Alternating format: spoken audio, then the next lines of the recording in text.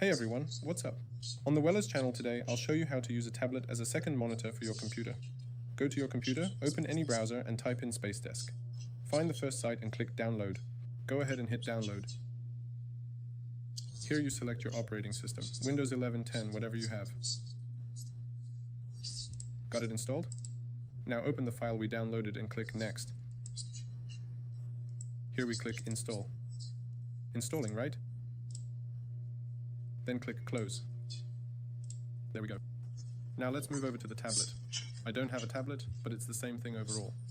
Go to the Play Market or App Store, search for Space Desk, install it, open it up, and it'll find your computer.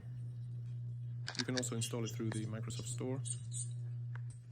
Once you connect, your PC will appear right here. Just tap on the IP address and connect. And just like that, it's connected. There you go. And now you can use it as a second monitor. That's it. That's all for now. This has been Wellers. Leave a like and subscribe to the channel. See you all later.